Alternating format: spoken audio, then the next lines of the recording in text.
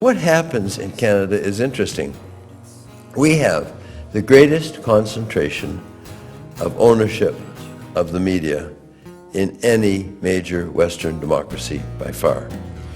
Not only is it a concentration of ownership of the media, but it is a cross-ownership as well, where in many markets the same people own the television stations and own the newspapers as well, which is something that would not be allowed in most other Western democracies. So you get a situation like New Brunswick or Saskatchewan or Vancouver, British Columbia, where you essentially get one voice and only one voice. And the people who own most of these newspapers and most of these television stations are not only conservative and not only far right-wing, but they're falling off the right edge of the globe. They're very, very conservative people. So a Conrad Black or an Izzy Asper goes out and hires a very, very conservative newspaper publisher. And the very conservative newspaper publisher then goes out and hires a very conservative newspaper editor.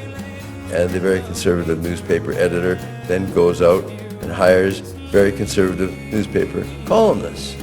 So you tend to get a steady stream of stuff that doesn't reflect the opinion of average Canadians. One of the interesting things I've found over the years, the National Post / Financial Post publishes polls about every couple of weeks on the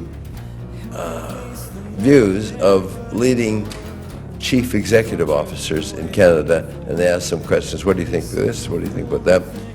And consistently, as sure as we're here in this room together tonight, consistently, the opinions of the CEOs are incredibly different than the opinions of the majority of Canadians. I'll just give you one recent example.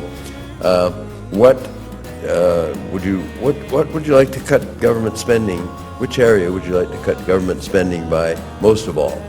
And the CEOs said social spending.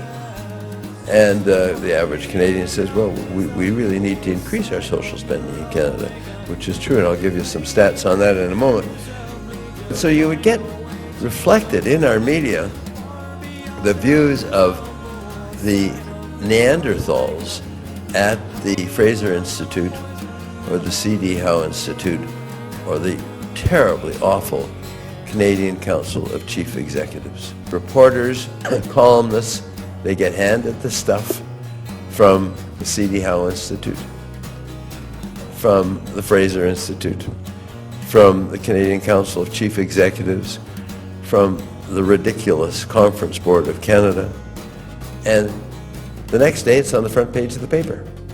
Or if it's not on the front page of the paper, it's on the front page of the business section of the paper. Conversely, if the reporters get material from the Canadian Centre for Policy Alternatives or the Canadian Social Welfare Council or etc., always preceded by the left leaning.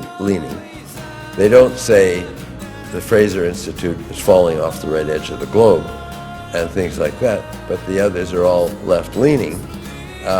Their stuff is either not published, or some of it is published, or a couple of paragraphs will appear next to the comic book section of the newspapers. So Canadians are misled almost every day on a daily basis in the stuff that they read.